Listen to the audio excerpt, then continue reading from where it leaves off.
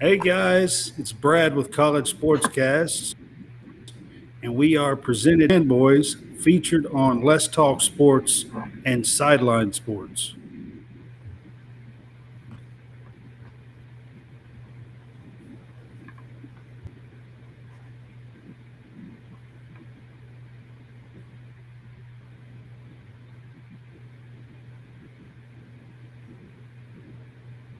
Well,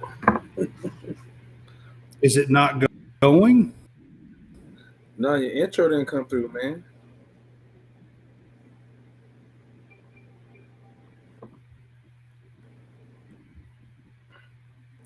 Huh. You might be moving a little slower today, Brad. It might be, not sure what's going on. And I can hit it like it does like I do a simple hit. All right, so if the intro on here in a minute, then I'll be quiet. Right now, we'll move on for a minute. So it's Brad with College SportsCast. I have Jason Harrison on with me tonight. What's up, Jason?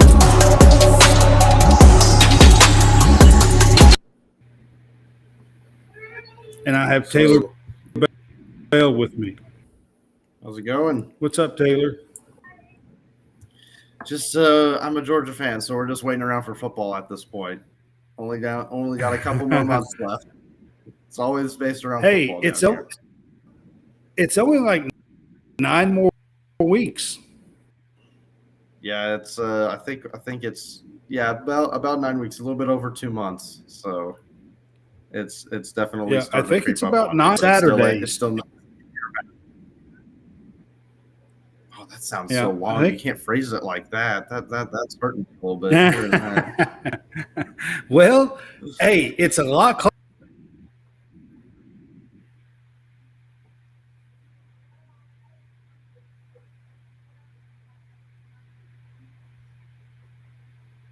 I'm not getting any audio. I don't know if you guys are.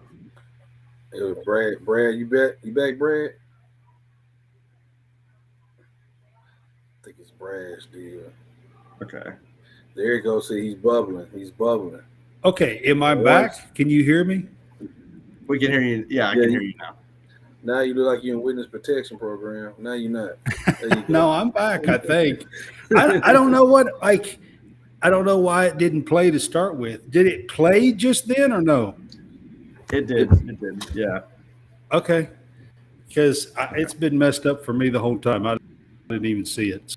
So I was saying 9 weeks sounds like it's pretty soon to me now. It's like, wow, I can't believe it's those really. Summer seems like it just started, which I guess it technically did. But football's getting closer for sure. It definitely is. I think it's going to feel a lot slower now because we're heading into the dead period. So there's not really any recruiting news that's going to come out in the next few weeks or so because all those OVs, all the official visits are kind of out of the way for all the big done. Yeah, they're done for a little while. Wait and see here. So I think the pace is only going to get slower with it. So we'll see how crazy some of the some of the hot take media can get while we're trying to create a little bit of drama in this dead period. Right. Yeah. Well, welcome into College Cast. Had a little technical difficulties there at the beginning. I'm not exactly sure what's going on with that, but welcome in, and we want to welcome Taylor Bell. Taylor is part of the Fanboys group that we are with. And go ahead, have a couple of shows and a radio show. Go ahead and give you a shout out. So I do a podcast called the Hopeless Sports Magic Podcast. It's kind of centered around Georgia and Atlanta sports teams. So Braves, Hawks, Falcons, Georgia Bulldogs, obviously. And then on top of that, every Saturday, I'm on a show called the Southern Gentleman Sports Show, which is based out of Destin, Florida, and the Ticket Sports Network. You can find my podcast on Spotify Anchor. Just look up Hopeless Sports Mantic. And then you can find my radio show at wearesportsradio.com from 8 to 12 Central Time every Saturday, talking college football mostly.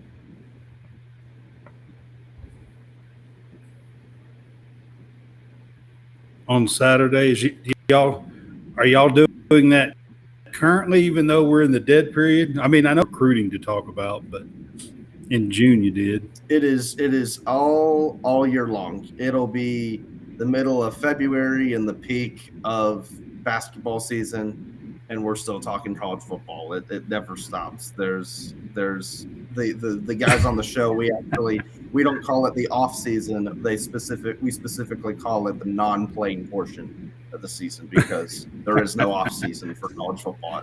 So that's kind of how we go about it. I got you. All right, Jason, we're going to jump in here and we're going to do a little baseball coverage. Last night, the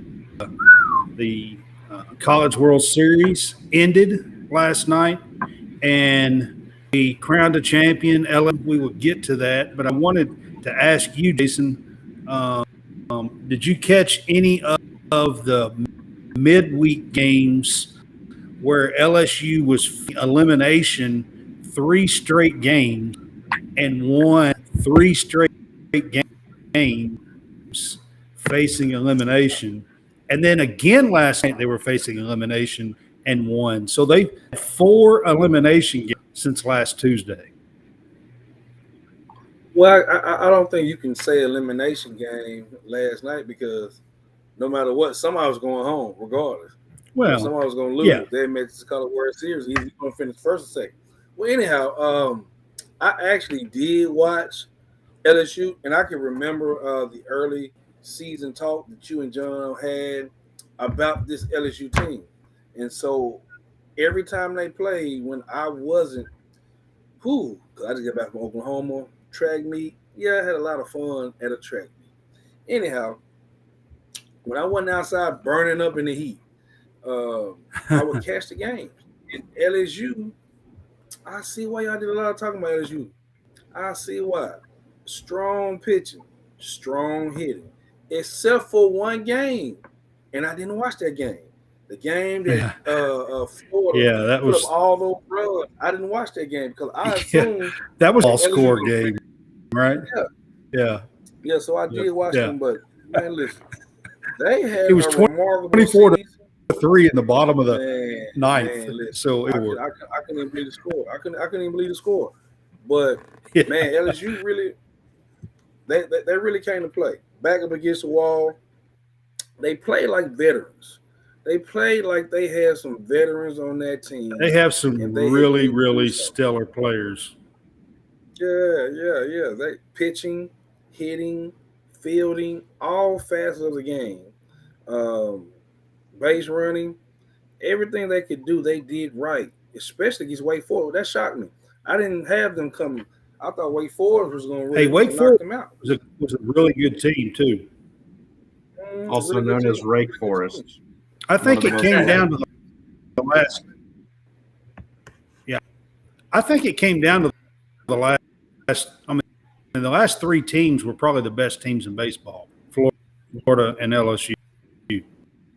LSU came to play, and I sat there and watched that game, and was pretty shocked that Florida couldn't get the bats rolling like they had it rolling. I thought it was going to be a 12-12 game or one of those. They sure had a Sunday, that's for sure. Man, unbelievable. But like the market of a team, one thing about baseball I can say, and what I like about series, regardless, you have to win multiple games. Kind of like March Madness, anybody can win. In basketball, one game. You play one bad game, it's over. In baseball, and in the NBA with the series, even in college football, I would like to see. I don't know how they would do that in the college game, but because it's such a physical game that they have to play week to week. But man, I like the fact that it was the best 2 out of 3 though, and so I actually like actually like the setup of the NCAA tournament in baseball. It's really Yeah, neat. I do. I like the way it's played. Yeah, double elimination. Yeah. That really that really The double that elimination, sets and the then mark. you get the best 2 out of 3 for the super regionals and for the finals in a series. Like the setup is actually really good. I like it a lot. Like that could be I think used in basketball, and that would be amazing if they used the ball. Be hard. It'd be hard to do that, just because I think it'd like be in the amazing. NBA. Yeah, but in the NBA, you only have 30 teams, so you can actually do that. But then you got the NCAA where you have over 1,500. I mean, so you got baseball. You'd have to cut the number of teams that make the tournament in half, probably for the. Well, basketball. baseball is You really 64 teams. Well, but you gotta Baseball understand 64 teams. Yeah, but baseball is a lot different. Baseball is really predicated on the pitcher and the hitter, and then it's up to the outfield. In basketball, everybody's just, everybody, even though you have to be on the same page. The format sports, but baseball, amazing if you ask me. If they done that in basketball, you take the same. So 64 I'm actually team. a firm believer in. Go ahead, Taylor. I'm actually a firm believer in. I do not like single elimination in any capacity. What everybody else loves about March Madness, I hate it. I want the best teams. I want Kentucky and Duke and Kansas playing in the Elite Eight together. I want to see the best teams play the best. Yeah, now you do kind of lose some. And of it would be great. Can you imagine like a double elimination round? I mean, that'd be amazing. Couldn't imagine. For who? For who? For college basketball. And scrap the. This will never happen, obviously, but scrap the neutral sites. Imagine like Cameron Indoor when Kentucky's in town and it's an Elite Eight game. Like, imagine how crazy that would be. Like the regional rounds have host sites. That would be amazing. I would agree with that. Now I would agree with that. Taking I can understand this. The Final Four being held somewhere neutral. Mm-hmm. I can agree with that.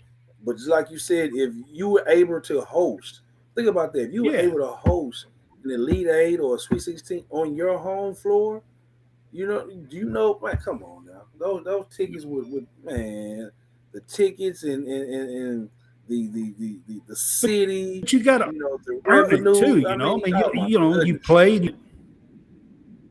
Yeah, it's an extra advantage that's added to those teams that play consistently throughout the entire regular season. I can agree with that. I can agree with that. That cuts down the traveling. That cuts down all the traveling for that particular, but I guess the thing that they'll run into would be the other sports are still going. Baseball is picking up. Softball is still going on a little bit. So I don't know if they have certain games in town, but listen, play a Sweet 16 game on your court, man. Listen, it would be must see TV. Yep, it would be must see TV. I can imagine the fanfare, But how would you allocate the tickets? You couldn't allocate the tickets like that. It's still be an away game. I guess you could follow. You could follow the same principles you do with the baseball, because that's what I'm thinking is from the Elite Eight with on. You have it at a neutral site, but you have a Lexington regional or a Kansas regional or whatever thing. So it would be fun, and it really would be. Of course, you would lead into a lot of the blue bloods being in the Elite Eight all the time, which is probably the reason why college basketball fans would vote against it. Probably, I see it, but not me, of course, because at the end of the day, I think that's what people really want to see, though, because how many people can really remember much from watching? Like, granted, UConn is a pretty prevalent program as of late, but like I'll be San honest Diego with you, this State, past year, I lost, even me, and I'm a Like- huge basketball fan. I lost interest. I mean, not totally. It's not like I didn't watch it at all, but it just wasn't all that enticing to me. yeah, You know what I mean? yeah, but yeah, in terms of, I guess to kind of swing things back to the championship with the College World Series, the funniest thing of all of this was the talk about when is Paul Skeens going to come in? When do they start him in Game 3? Do they use him out of the pen? Yeah. Does he come in late to close it out? And then They if didn't even you have to watched use- last night, they were like warming him up. They were sneaking to see if he was putting on his cleats. They were, I mean, if you watched last night, it was because everything was about Paul Skeens and when he was going to get in. And then LSU puts a 6 spot up in the second inning, and the game Didn't need it. after 4 innings, I think, was like 10-2, and it was just a reach. And we never got to see Paul Skeens come back into the game last. All we got to see of Paul Skeens is him celebrating getting the MOP. Didn't need it. Yeah. And all of those top 3 pick teams breathed a sigh of relief at the risk of injury of a future top 5 pick in the Major League Draft over him not So throw it again on short rest. yeah, on 3 days rest. So Yeah, that's what it would have Yeah. been last night, by the way. Yeah, which is not, you don't really do that with pitchers on 3 days rest. So they were taking a chance, or going to take a chance if the game was close, to putting Skeens in, risking injury on 3 days rest. It turned out they didn't have to. Sunday, Florida put a whooping on LSU, 24-4, wound up being, and then last night, LSU returned the favor, 18-4. The series 24 hits. 24 hits. Yeah, with 24 hits, and winning the series 2-1, winning the national championship. So, the stars for LSU, I have there. So Dylan Cruz is projected as the number pick in the upcoming MLB draft, I believe.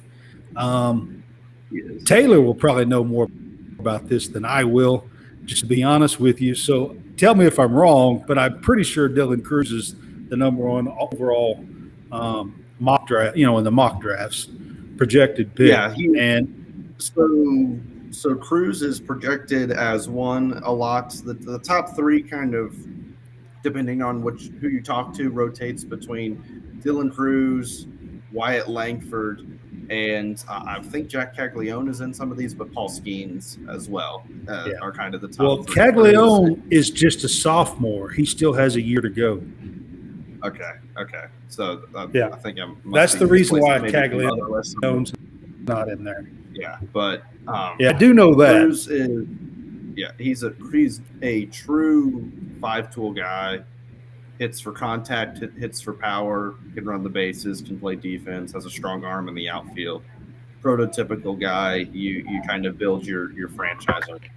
Just the biggest thing I pick up on, from watching him all tournament, is the consistency at the plate is just way above his he hits his understanding of the plate and the strike zone. Dude, you can't, and he lays off pitches.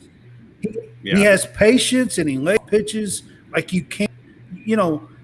A lot of these guys. So Caglione, you mentioned him. Caglione can't lay off pitches. When you in a situation, you can get him something that he just can't hit, and he swings. Dylan Cruz doesn't do that. He is the most paid dude at the plate, and you try to put something away at the knees, puts it in the opposite field, line drive almost every time. He just last night I think he had 4 hits in the championship game. I'm pretty sure. I think so. I'm pretty sure that's right. All right, so I got to get to a couple of other guys. Tommy Tanks and Cade Doe were simply amazing in the College World Series. Tommy White is his name. Tommy Tanks is his name. But they hitting bombs, tie games, walk-offs. I mean, they just – and I want to say this. So Tommy Tanks and Taylor, you're a numbers guy. So I got to know what you think of number, okay? Tommy Tanks hit behind Dylan Cruz all season long for you. Dylan sometimes leads off, sometimes he's second, and Tommy always moves with him. So sometimes Tommy Tanks is hitting second, or sometimes he's third. He's always behind Dylan Cruz. Okay? When Dylan Cruz gets on base, and I'm not talking about just his hits alone, I'm talking about walks, whether he's hit by a pitch, whatever. If Dylan Cruz gets on base in front of Tommy, he hit 684 with Dylan Cruz on base this entire season, not in the College World Series, the entire season, 70 games. That is an amazing baseball stat. Yep. Yep. That is an amazing baseball stat. I was like, I've never heard of that. That's unbelievable. His batting average 684. Yep. It's got to be that's there's not really any one thing you can pin that on. It's Cruz's speed can maybe cause guys to be quick to the plate. You want to be quicker to the plate as well, so you're going to get a lot of fastballs. Maybe they've got a guy on base and they're going to try to go back. And then there's no specific situation you can pin that onto. That's one of the most amazing stats that I've ever seen in my life. I was like, holy cow, that. So when he's not on base, he only hit 254 or something like that. But he hit 684 when Dylan Cruz was on base. That's just amazing. It's like, wow, that's unheard of. All right, so Ty Floyd had a spectacular game, first game against Florida. Dugas is what that's supposed to say. I think I added an I there. Paul Skeens, of course, was the most outstanding player named last night after the game. And Trey Morgan had a really good series as well. So LSU is full of stars. Like, I would say at least I don't see how Tommy Tanks, whoever drafts Dylan Cruz, needs to get Tommy Tanks. That's just all there is to it. If you put him behind Dylan Cruz, I was saying it's crazy that there's so much depth in this LSU lineup that Ty Evans hit 5 home runs in the College World Series, and he's kind of brushed off to the side because of all these guys. I'm actually put up the LSU now. Yeah, so it's So Ty Evans plays for Florida, and he actually broke the College World Series record in Omaha with 5 home in Omaha, and I got him listed there as a Florida star. And Wyatt Langford, I mean, he was 6 for 6 there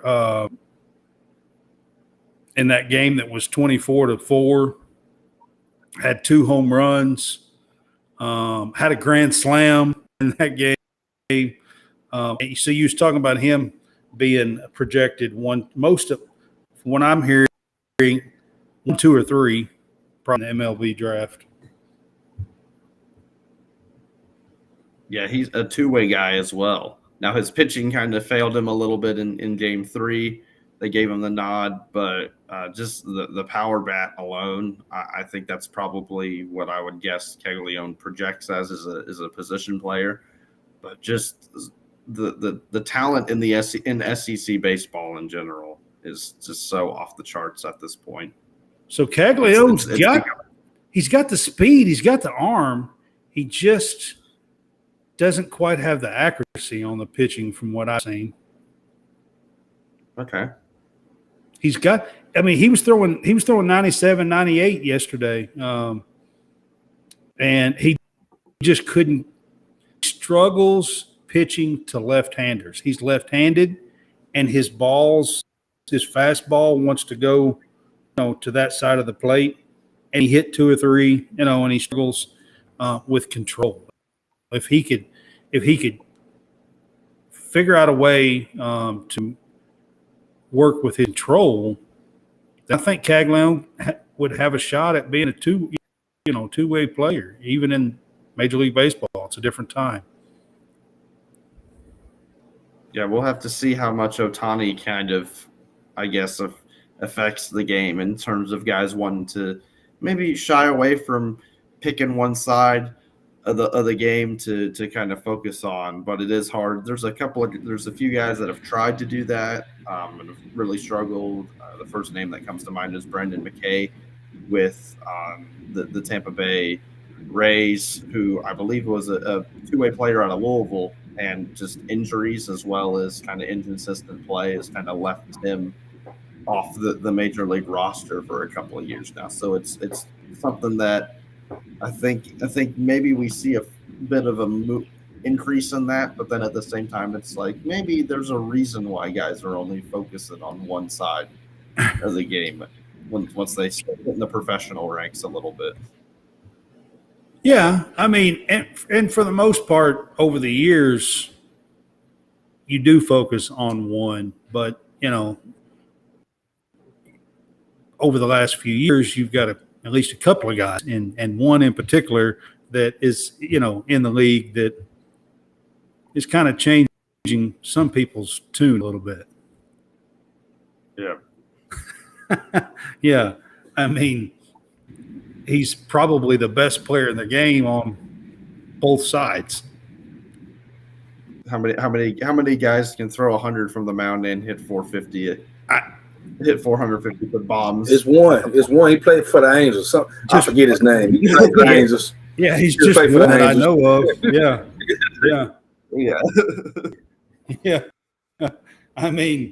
So SEC gets a championship again in fall. I think it was the 5th in a row, I believe. Baseball wise, might be 4.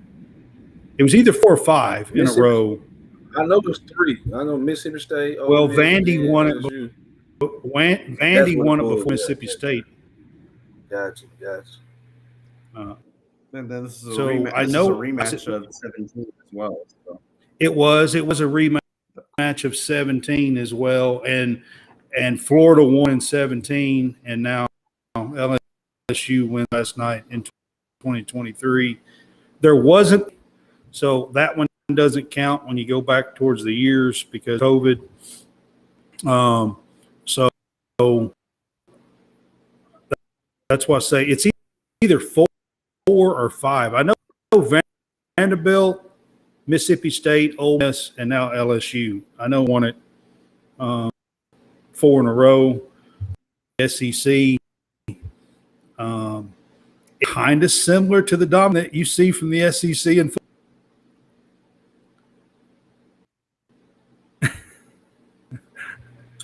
I just think baseball, Taylor, and football. I thought you would eat that one up. Baseball and football are 2 dominant sports in the SEC. We're just gonna put that out there right there. I think the SEC really dominates football and baseball. Basketball, I think we're gonna make it come up this year. But for the most part, at football and baseball, you can guarantee you're you're gonna see half the field is gonna be SEC teams. SEC teams, and I think they're about to add a team this year coming up, right? Are they still adding a team this year What's that? to the college playoffs? No, Supposed it's to still add some 4 teams? this year. For it, it'll move to a 12-team playoff in Yeah. 2024. Yeah, the next year. Yeah. So let's get to LSU for just a minute. So they win the college baseball World Series last night. They also won the women's basketball championship this year. And I don't know about you guys, but we always talk about the three most dominant sports or whatever. You got baseball, football. If I was going to put a fourth major sport into college, women's basketball, that would be my fourth major sport if I was going to, put one in there. And for LSU to win 2 of the 4, that's pretty. That AD had a hell of a hiring years. For 2 years, he hit on all his hires, even the football. Football would want to share the West, correct? Did they want to share the West? So man, they ended up winning the West in year 1 under Brian Kelly after kind of a lackluster start, dropping a couple of in games his early first on. year. So that's Yeah. Yeah. So it's definitely Scott Woodward is earning every penny of that deal. He got to leave Texas A&M to join LSU as the athletic director. Absolutely. So. I'm telling you guys, as college sports people, we have to give props to excellence. And you're right. He's done an excellent job at LSU. They are definitely making statements in LSU athletics, and they're here to stay. LSU women's is probably going to be the preseason number 1 for this coming year. Brian Kelly is probably got an outside chance of winning the West again. I mean, he's going to make some noise there, I would think, in football. And LSU baseball is going to stay there. Now, their basketball program, Will Wade kind of put them in a hole. And so maybe this new guy will start to figure it out. He had a rough season 1 going 14-19 with LSU men's basketball. But outside of that, they have really been stellar, and if you are a Tigers fan, you have to be pretty happy. Yeah, Wouldn't you think? The consistency across all sports for sure is definitely something that I think you can have your head up high about. I still think at the end of the day, the focus is going to be on football. It is the SEC. So that's always going to be number 1, but we'll see how Brian Kelly heads into year 2 with just the plethora, the talent pool, the insane talent pool of Louisiana in-state talent, and you being able to use the transfer portal with a lot of the guys being key contributors on the football team, being some young guys and some freshmen. So I think that the only thing possibly holding back LSU, it seems at this point, is Florida State in week 1 and the fact that Georgia's in the same conference as them. So, but Brian Kelly's definitely got the pedigree and the experience to try to kind of maybe move LSU up to the top of the SEC football hierarchy. It's going to be rough, but, it's going to be rough. I just don't see, maybe I'm wrong, I just don't see the same into LSU against Florida this year. Yeah, it's a tough situation. I could be wrong, but I just don't see that happening. But you got Jordan Travis returning at quarterback. You got Jared Verse coming back as well for Florida State. You're going to learn a lot real quickly about both of those teams early on in the season, whether it's LSU having a chance to challenge for one of the 4 playoff spots as the SEC champ, maybe giving Georgia a run for their money. And then Florida State plays that game week 1. And then they also, I can't remember which week specifically, but Clemson is also very early in the season for Florida State. So if Florida It's State like wants to 3 be or a 4, playoff contender, something like that. Yeah. If they want to be a playoff contender, we're going to find out real quickly whether Florida State's that team, because if they can get past Clemson and LSU early on, then they're probably going to coast through the ACC. Maybe throw Clemson. Yeah, I agree with you. The team that's in the most as well. So that's Yeah, I kind agree of with that. a little bit. Things are a little bit more interesting than usual in the ACC this year. I agree with that. So on the screen, got our Linktree page. And our page there, you can scan that QR code to the right of the screen. It takes you to where you can find all of our platforms here at College SportsCast.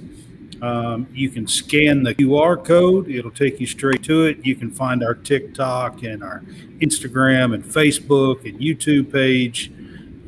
You can find us on WSB and TV channel 30. Kinds of stuff there for you to find. And you can find everything we do.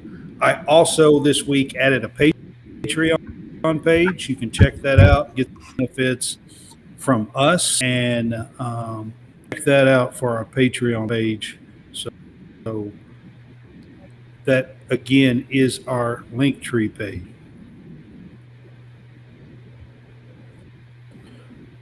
All right, guys, that kind of concludes the baseball talk. I want to get to this. I'm going to leave that up on the screen for just a few minutes. But so tonight, episode 124. Hello.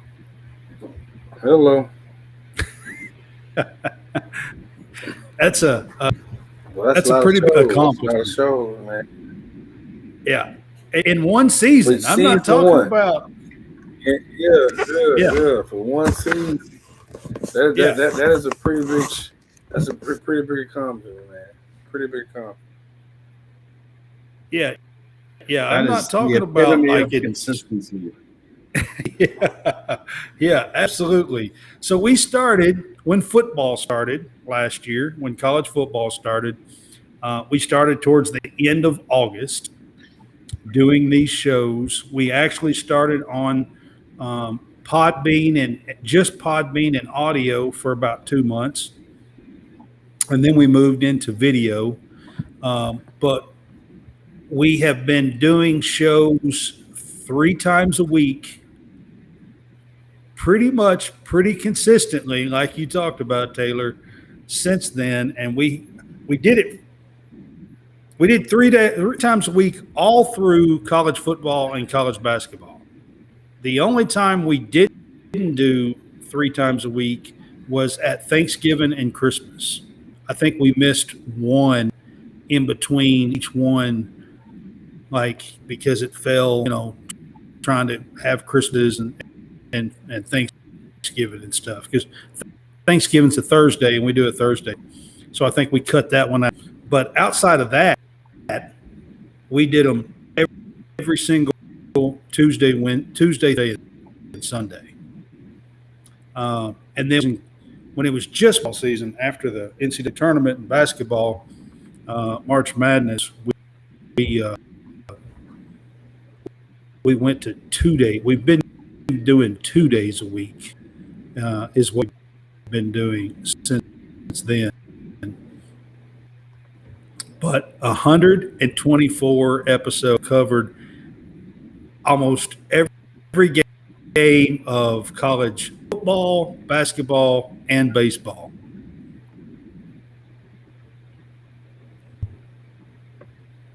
Jason's been with a lot of it. We have. I know I came on probably the latter part of the football season. But, man, look, it's like he said, that's a huge number, man.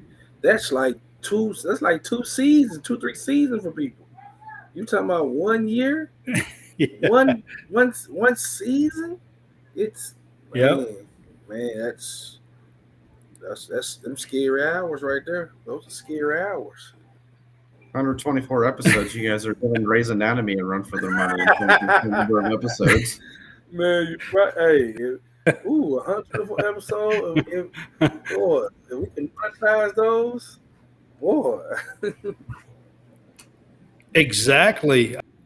I mean, so Taylor here, Jason, and just I'll let you guys know we're kind of in talks. Taylor might join us for our game day pick'ems some next year, Okay. um, Okay. and Cool. do Cool. college football, especially during college football season. He loving that. Um, he's like I said, he's this guy. He likes doing all that, and huge football fan anyway. So he might come on with us and do our game day pick'em show starting in August. And if I can get him to come on to do some of our summer series to cover some of the SEC media days, I'll get Taylor to come on for that too. You got to have the back-to-back champs on it. You got to get the Georgia guy involved anytime you're talking about college football. I mean, come on now. See, Hey, it looks like it's going to be some interesting topics of debate. so since we're talking every Sunday, bring it up Sunday, back. Real Thursdays. Yeah, since we're talking about back-to-back champs.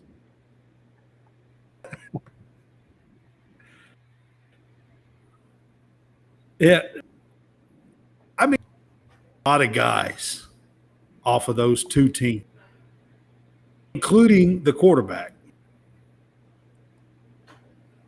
Is it really realistic to say they should be number one coming into the season? Yeah, I think I'm honestly a big proponent of anytime a team wins the Natty. Obviously, preseason rankings are kind of ridiculous anyway, but it's part of the fan experience to kind of have them there. But like you kind of put put the defending champs as number one just kind of by default. But you see all these, you talk about guys leaving. I think Georgia is up there in terms of one of the top teams in the country in terms of returning production because of how many guys, because especially defensively, like Georgia, you look at there's obviously the key guys, the Brock Bowers, who's back. You have the A.D. Mitchell who's drawn. You have Stetson Bennett who's drawn.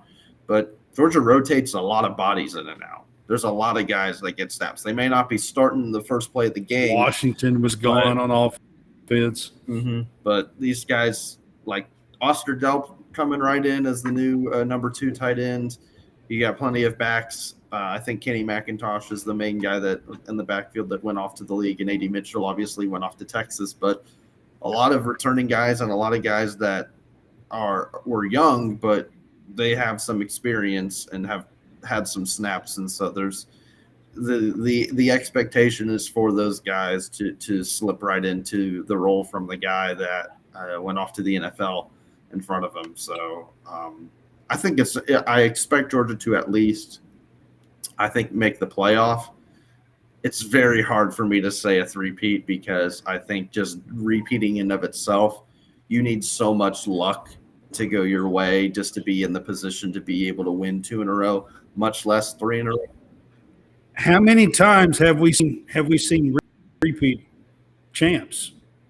It hasn't happened very many, and I don't know that. I can't even remember the last time it three. I'd have to look it up. I don't. I think maybe it's. I think Minnesota and like the late 40s did it. I think at one point. I mean, it would be like forever ago. So, yeah. So, and this is probably the last chance to do it because I think with that 12-team playoff format, it's not going to happen. It just won't. You're probably right. All right. So I was talking about Taylor joining us for our summer series. So this is our last episode technically of our season 1. I'm calling this our last episode. I am going to take about a 3-week break. And then we coming back for what I'm calling the summer series. And we're going to be here doing our show on 16th through the 20th.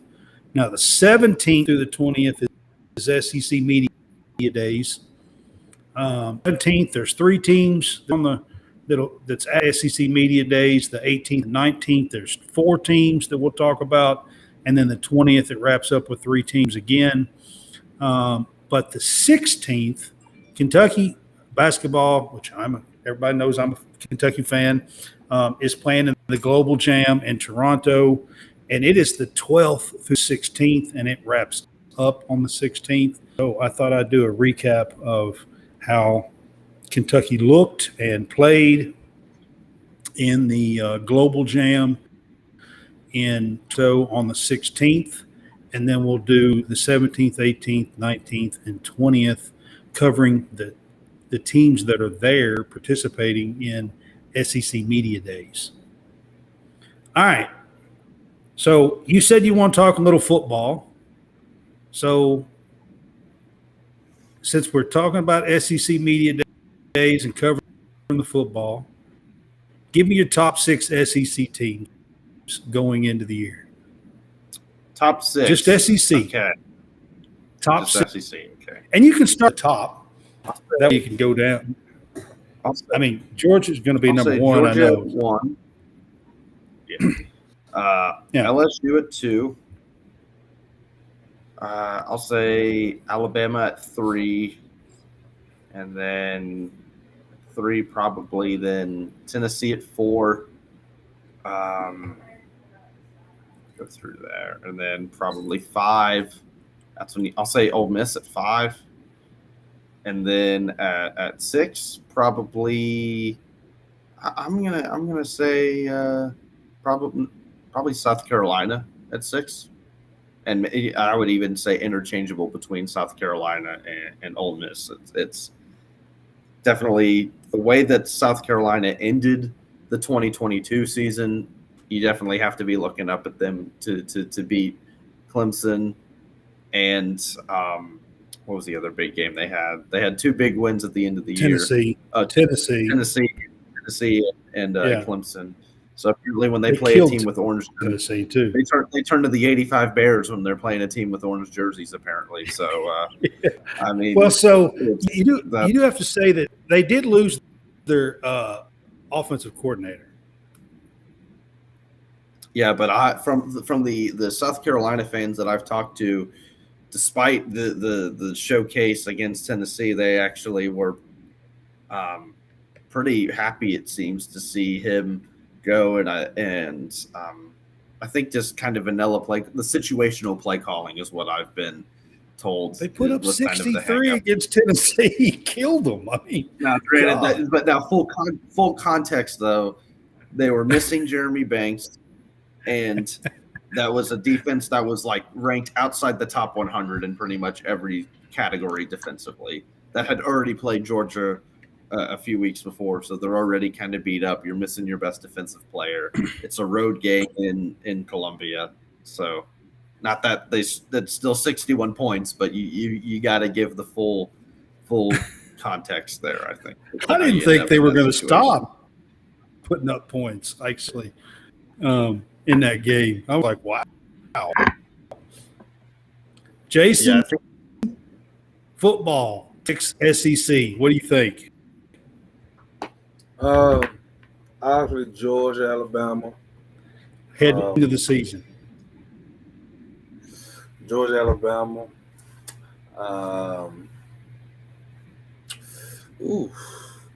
It's kind of tricky right there. I'm gonna say Tennessee.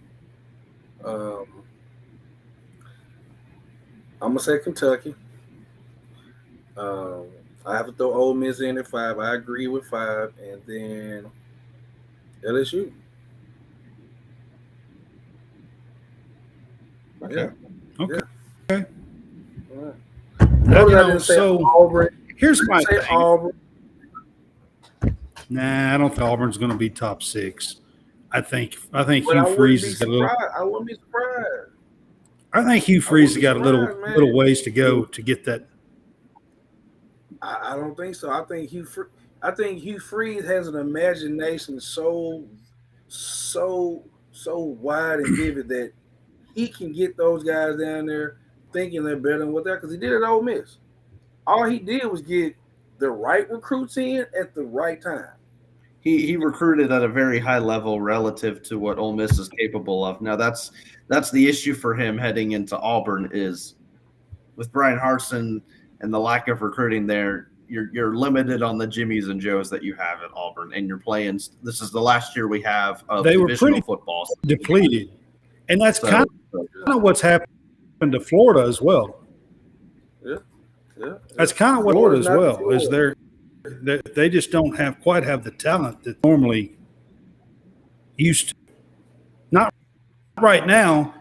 Now, if you look at what Nate 2024 class, he is putting together recruits like Florida of old.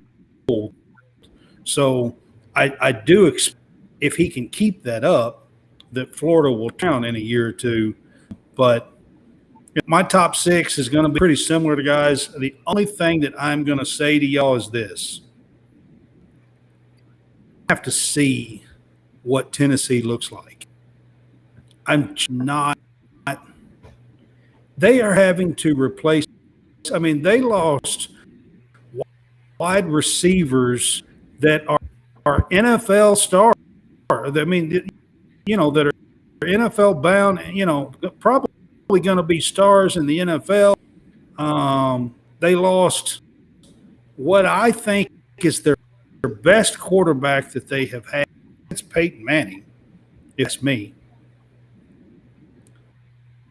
And I know they have Milton. And I know the kid has an absolute cannon. I mean, you can't deny that. The problem is that sometimes he goes in the third row of the seats. Yeah. I mean, he hasn't shown the kind of accuracy that you from Hendon Hooker. Hendon Hooker, top notch. I mean, he could throw it on a rope inside. I mean, and hit a quarter. I mean, and you don't see that. I haven't that with Milton, and he's not going to be throwing to guys he had last year, like Hyatt and the ones he's not going to be throwing to them. So while I agree Tennessee should be in the top 6, I'm still holding out on like number 4, like where you had them. I'm more in the 5 or 6 range, but I'm not saying that Heupel can't get them there. He probably will. I'm not saying he won't, but I think I just need to see a little bit early on because I don't feel like I've seen enough with Milton to say, okay, they're going to keep that jump going. Yeah, so for me the offense is not going to be the question. I look for Milton and Squirrel White to be a pretty big connection, but the defense has got to be the biggest question mark after last year. Outside the top 100 in all these categories, lack of ability to get off the field. So their defense the last 2 years has been terrible, really. Yeah, it's no other way to put it. Well, that's what I'm saying. So you put those that they've had on the offense. Now Hooker and those just carried them and made them look great, despite the defense being terrible. I don't think that Milton can do that. I just don't. I mean, out of cannon, he can do that. I mean, I guess if you can find a guy like Hyatt again, where you can just take off and let him 70 yards down the field and run up and let him throw it like good last year. I guess because that's what Hyatt could do last year. But I don't know. We'll see. My top three would definitely be Georgia, Alabama, and LSU. And then I think it actually falls off a little bit.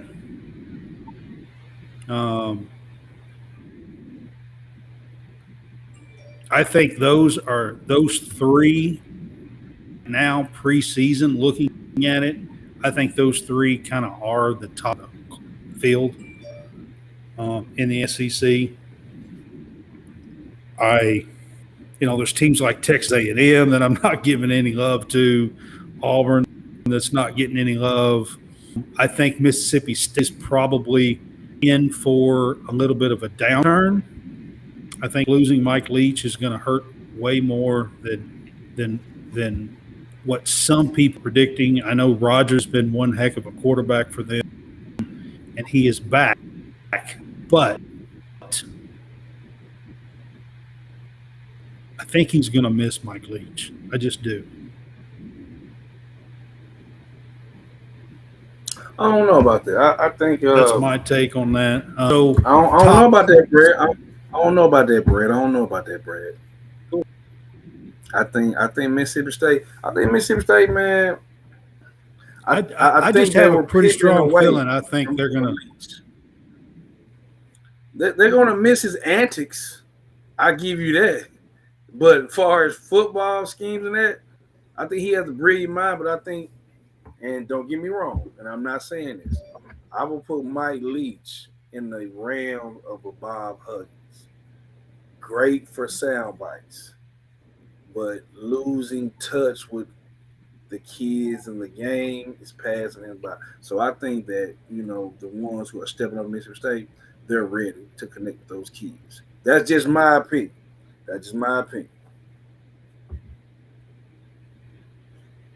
Yeah. So you might be right. Oh, boys, fantasy football. Hey, man, what's up, guys? I just hi. So top 6 around the country outside of the SEC. Who you have, Taylor?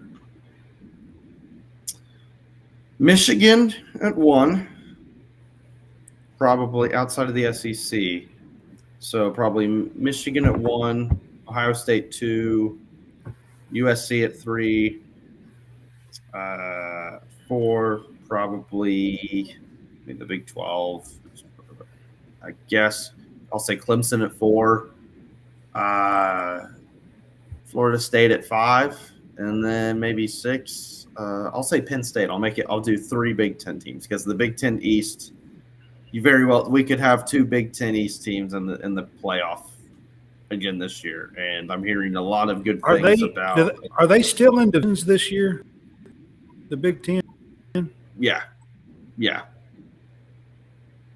I think so.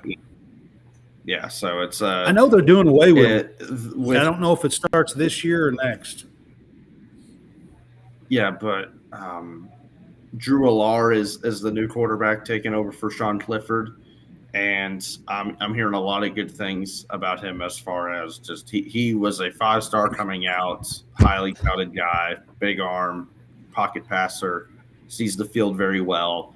And then I think Michigan kind of by default because they're the other team that's been in the playoff the last couple of years and really are a couple of fluke turnovers away from in a bad red zone's possession from being facing Georgia in the national championship. They got some guys back too.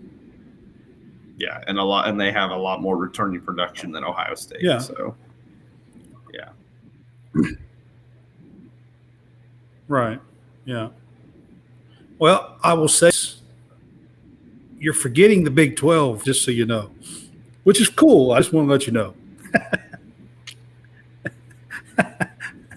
All right, Jason, who you have around the country outside of the SEC? Who you have in your top 6?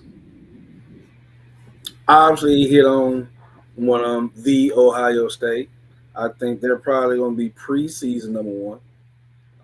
with all the returners they have back. He would possibly be the number one pick. Then I'm gonna go Texas. Texas There's a is 12 number team. 2. So then I'm gonna put Michigan at that third spot. Then I'm gonna come with USC at that fourth spot. I'm gonna go Clemson at that fifth spot.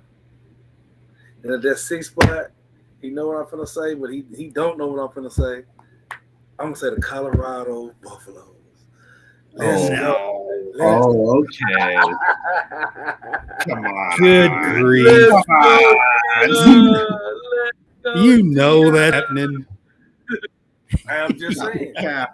Hey, we said preseason before the games I played. Now, listen, he won the transfer portal bowl. He won the transfer portal bowl. He got all those transfers. So, hey. I have more of an issue with I can't put Ohio State above Michigan until they beat Michigan again. I can understand that. And it's back in Ann Arbor this year when they play each other. So Yeah. Hey, I'm gonna say it right now. The Ohio State will go down in Ann Arbor and win this year. I don't know about that. Barring injuries. No, I know. Write that down. Write it down. Yeah. Barring injuries, you know what I'm saying? They got to be healthy and clicking. They can't go in there slipping.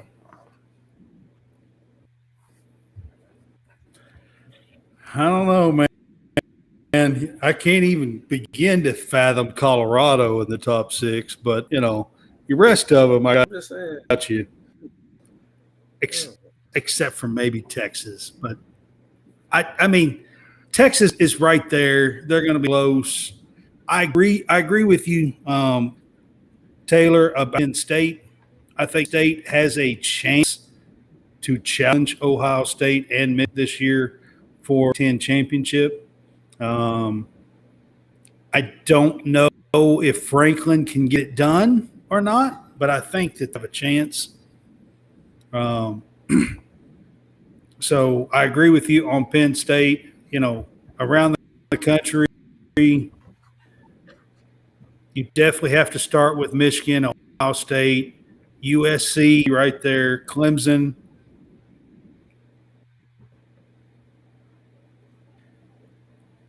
I do think that preseason you probably have to look at Texas in the 5 or 6 range.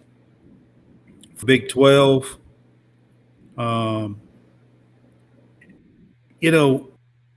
Kansas State is probably going to have something to say about that, probably.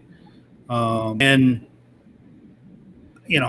who knows what TCU is going to look like? They lost quite a bit. So, I'm not sure what TCU is going to look like there.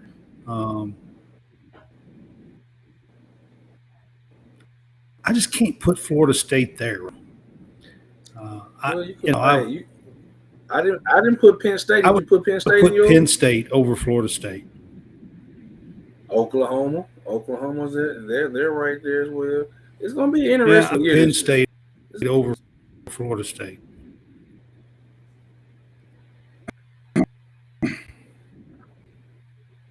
Yeah, it's both of those are. I think the ACC is a little bit up this year compared to past. It is. But Taylor always likes the Big 12 talking a little football, so I had to throw in a little bit.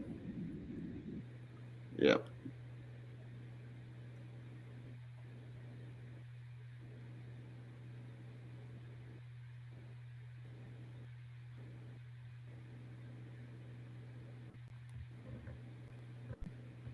The big question is what's going to happen to the Big 12 after this year?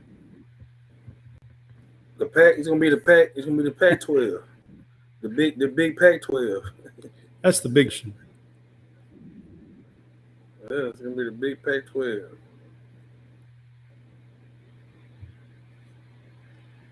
All right. So, moving on from Yeah, it might be. You might be right on that.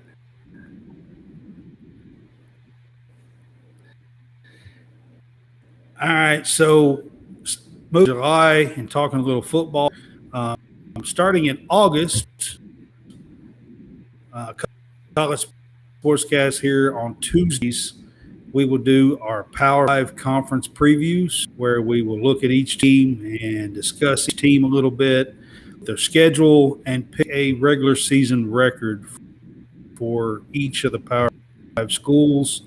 We will include Notre Dame in with the ACC. When we do the ACC, our round affiliated with the ACC. I don't really understand all of that, but they play like half their games or something are against ACC schools now, something like that. Um, Anyways, so I'll include them in the ACC. We can all the schools, more than likely have a chance at the end of the year. So we worked August 1st with the Pac-12. Then on the 8th, I think we're doing the Big Ten. The 5th is the ACC. The 22nd is the Big 12, and the 20th with the SEC. So that is our preview series that we will do for football. Like I said, we met each Tuesday night in August. That will be our coverage in August for most of the month. And then August 27th, we're having a big The Fanboys Season 2 kickoff show. And Taylor's going to be part of that with his show. There's going to be, I think we have 15 different podcasts for it. We're calling it the Fanboy Kickoff Extravaganza. So I want to talk about it a little bit tonight since wrapping up season 1. Like I said, we have about 15 different podcasts. We will cover teams. Notre Dame is going to be covered, Clemson, Texas, Georgia, NC State, NFL preseason stuff with fresh takes. We'll have a Furman football podcast. We'll do some wrestling stuff. We will be there as College Sportscast. Texas is going to be covered. So there is going to be at least 50 plus podcasts that day. I think we're supposed to start at 11 in the morning on Eastern time, so 10 Central on the 27th, and a little bit of fun. We're going to do about 30-minute shows for most of us, and each cover our teams and what we got and stuff like that. So actually for us on the 27th, the season actually kicks off 6th. Recap of the games so that Navy and Notre Dame play each other on the 6th, and USC plays on the 26th. So we'll have a couple of 3 games to about and kind of do our recap show. And then there are some decent games on that Thursday, which is like the 31st. I know that NC State plays, and there's a couple of other games I'd have to remember off the top of my head. There's 2 or 3 games that we will talk about. Oh, Utah and Florida play that Thursday. Ought to be a pretty good game. So we'll kind of look at those games and do some pick-ems on 2 or 3 games on the 31st. So I know that's what we're going to do. Taylor, you're going to be part of it with your sports. So I don't know if any ideas of what you're going to cover, what you're going to talk about yet, though. I'm thinking Jay and I might talk a little bit of Falcons. That's kind of what I'm at the point. So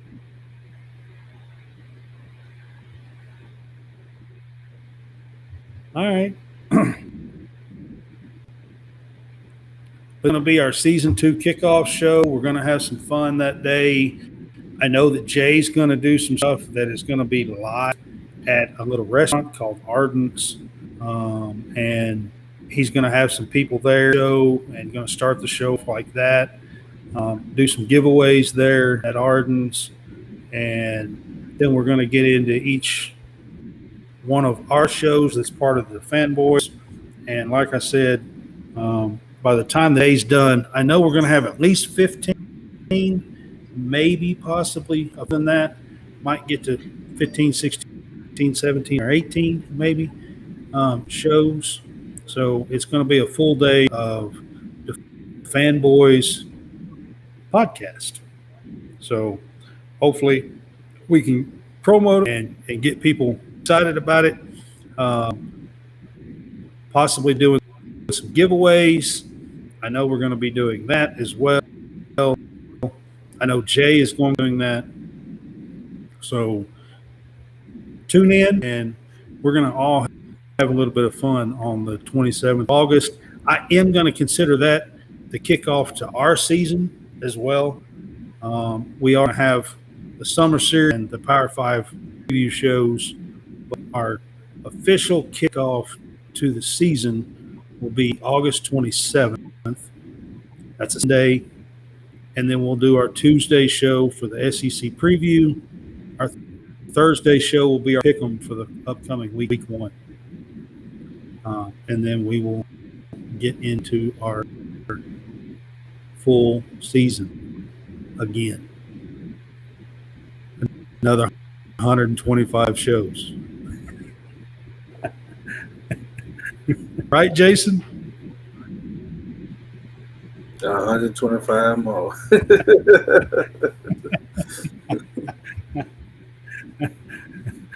I mean, this might be the best season ever, man. Man, look here. Think about this. Through all the ups and downs, 124 seasons, like it was a lot of things going on. There was a lot of things that happened this past season. There was. A lot of things that went on. Yeah, man. we had technical difficulties. We had some audio. That wasn't even my fault or whatever. Like it was the people who are hosting, like the host that I'm using and stuff. Like it's been. We've had. We had. One time we did a show with an important guest, by the way, Auburn baseball coach. Actually, we did a show where somehow or another it created two different rooms. Yeah, man. He so when I sent him, 2 hours later.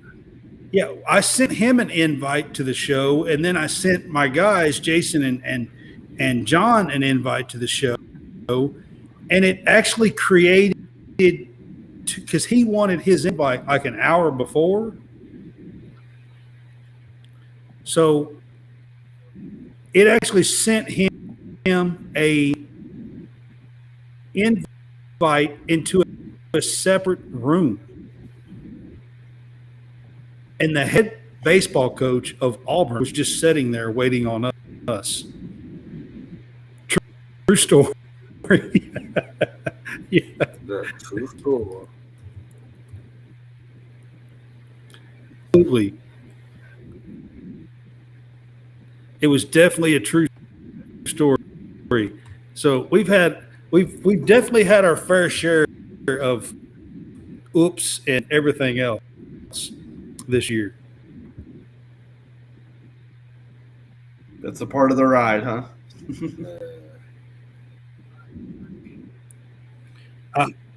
Yeah, man. I'm telling you, we've definitely had our fair share. That one, I wasn't sure. Like that, we had to go through, and the some of the SID people, they wasn't too happy there for a little bit. but it wasn't nothing like I didn't just. I don't know how it happened. One of those crazy things that probably wouldn't happen once in a million years. You know, that happened to happen. I had the head baseball Auburn on. Yeah.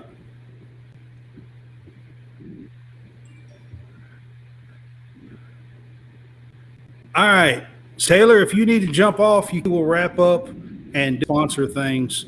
And if you want to jump on off, you can. And I appreciate you on with us tonight. And we will hopefully see you this summer for the summer series during the SEC media days. Appreciate you guys having me on. I think it's going to be an exciting time to do some of those pick'ems come football season. So I look forward to it for sure. All right, man. Taylor, you have a good night, man. You too.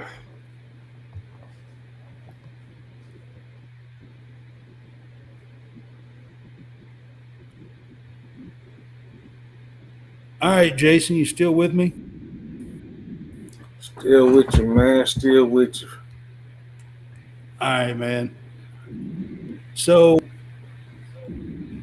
one thing real quick before we get off here that I seen today. Did you see the NCAA come out today and was talking about how a lot of these schools are going to get in trouble or busted or breaking the rules with NIL?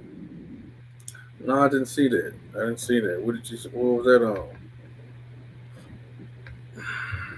It's on ESPN if you pull up ESPN.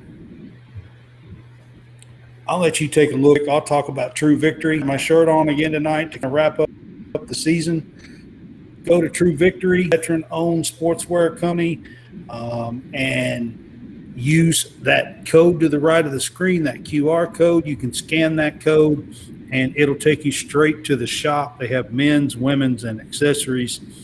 And like I said, they are a veteran-owned sportswear company. Use our code DeFanboys for 15% off. We would appreciate it. It'll get you some cool gear. If you like to work out and jog, run, do anything physical fit, you will love this wear. It's light and feels great on you. There's all kinds of stuff there to look into, and they also have like camo stuff for veterans and stuff like that for hunters and veterans. So check them out. Again, use our code DeFanboys for a 15% discount. And I'll keep that up on the screen. So anyway, Jason, I just thought it was interesting. My take is this. The NCAA is right, and you know that I've been talking about it for a while. But realistically, unless the government steps in. So here's what the story says. The story's like the NCAA is saying that the state legislations are making rules that are actually breaking the rules on NIL. And that even though your state says it's okay, the NCAA is saying that it's not. But unless the federal government steps in and gives the NCAA the power to do something, does the NCAA have any power to do anything about it? That's my question. Especially when you were saying you need the government to step in. That's what you was wanting. You was wanting the government to step in, but the NCAA stepping in is how can you really say something when you open up this can of worms? You open Pandora's box to allowing anyone in a particular state. Okay, I just got sent an article here. There's a kid here that's projected, and he's a junior in high school. He's projected to have $1 million NIL worth. All right, his worth is, and they said that, and I just read the article before we came on air, that if he moved, he What's would up? be eligible. He would be eligible. He would be eligible for some of these incentives. But since he's in Arkansas, he can't get all of these incentives. And so I think once again, the NCAA is going they're going to set themselves up for another lawsuit, and they're going to lose. And so, like I said, I think they need to come back to the drawing board. They need to meet with all athletic directors and come up with a way. And like I told you, put it in a trust. Hey, you got to do But there's 2-3 a years. problem with that. So Tennessee is making their own rules. Texas is making their own rules. So as we speak right now, Texas this week, I think on Thursday, is supposed to sign into a law on the NIL where the not only the kids, the boosters or the collectives can actually encourage and promote to fans to try to get fans to give them money.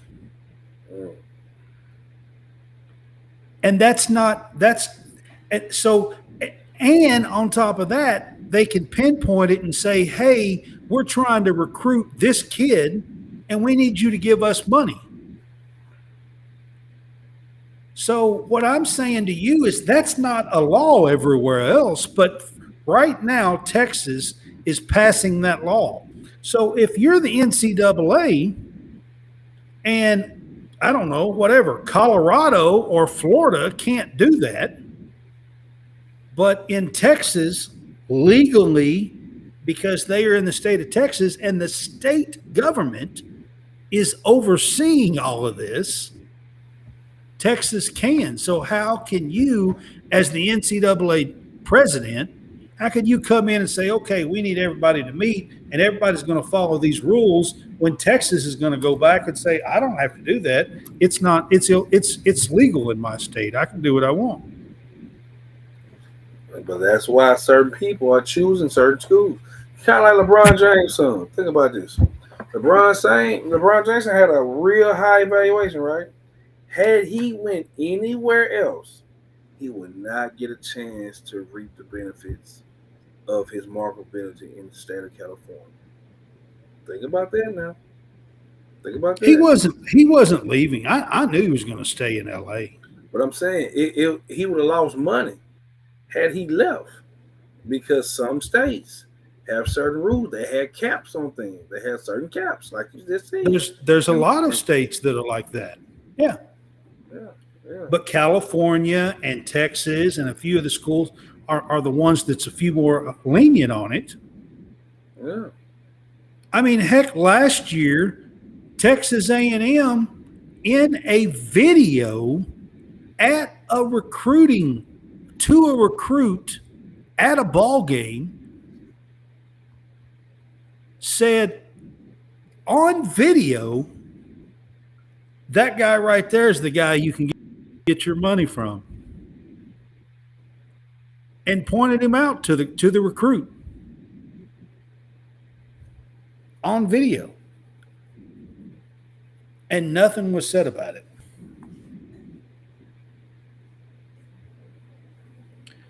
When you at the school are not supposed to have anything to do with that. That's supposed to be done outside of your attention, and you're not supposed to lure them to the people at all. That's not supposed to be a thing, but it's happening all over the place because, like I said, some states allow things and some states don't, and everybody says, well, the government shouldn't be involved. The government is the one that's leading this. It's just per state governments. It's not really the NCAA. The NCAA didn't even start this. California started it. They did. Then Florida joined in. Yep. Yeah. California is the one that started. The state government is the one that started it.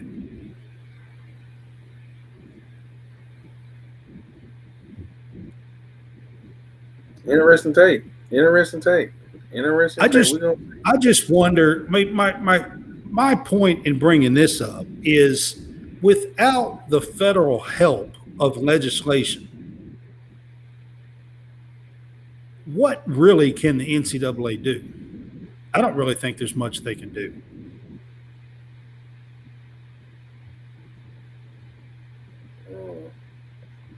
It's gonna be interesting. That's what they need to meet with the ADs. Meet with the ADs so the ADs can let the benefactors and boosters know what's the limit. Because guess what, man? Listen, these Joes gonna be getting many lottery ticket numbers around here. These scratch offs, they're using their lottery tickets every day. Every day they getting the scratch off every day, Brad. Yeah. Yeah, I hear you. I wished I did. Yeah.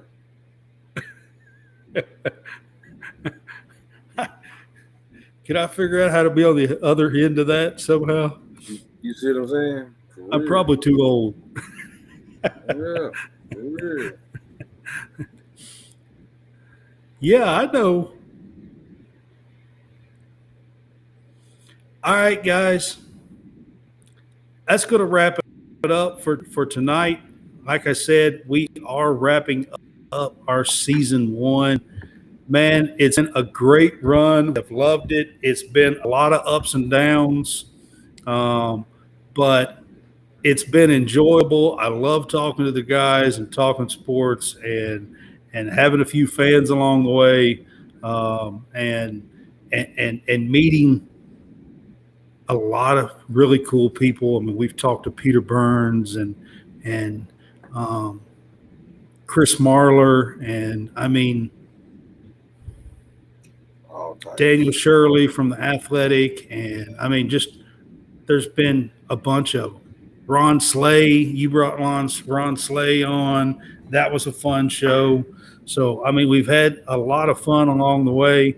We will be back to cover the SEC Media Days. So that's going to be our summer series. Then we'll do our Power 5 conference previews. And then we'll kick off season 2. So, what is a bang? What a bang! What a bang! Jason, you're going to have a little time off here. If you want to, I'll talk to you about the SEC Media Days. I don't know if you are going to be available in the summer or not, but man, I know I'm headed to Orlando tomorrow, to the 3rd, and then I come back on the 3rd, and then head from the 5th to the 10th. I head to Augusta, Georgia for the final AAU deal, and then my kids are going to, I don't know, we got to decide if we're going to go to Des Moines, Iowa. They made the Junior Olympics. My son, really? Relay team, my track and field? Track and field. So yeah, that's going to be from 29th to August 5th. So, you know what, man? Hey, you know me, I squeeze it in some way, somehow. Get it going. Get it going. We're definitely. I'm taking a few weeks off for sure. I'm not. I mean, you got to. Yeah, you got to, man. Yeah, you got to. I haven't taken any time off pretty much. So I've when been we doing. When we first talked, man, you had the same amount of hair as I did. So now I know, man. Yeah. Now it's time for you to go and get it back. Yeah, man. Seriously, I definitely need a break. Those 124 episodes, not one of them's been without me. Not one of them. Not one. Not of them, one. Man. No. Yeah, well deserved break. Well deserved break. Yeah. Hey man, listen. If you're watching this, there's no reason why you would not want to partner up with us, the fanboys, and the host of the show, Mr. Come on now, Mr. Brad. Mr. Brad is the man. He is the man. Level of consistency. If consistency had a face, it'd be this man right. I appreciate that, man.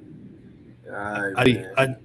That's something that was taught to me, so I appreciate that. No doubt. All right, guys, we will see you in a few weeks. I will see you in a few weeks. us. College Sportscast will. And like I said, we will do our summer series July 16th through the 20th, Global Jam on the 16th, and then SEC Media Days the 17th through the 20th. Until then, I hope y'all have a great summer.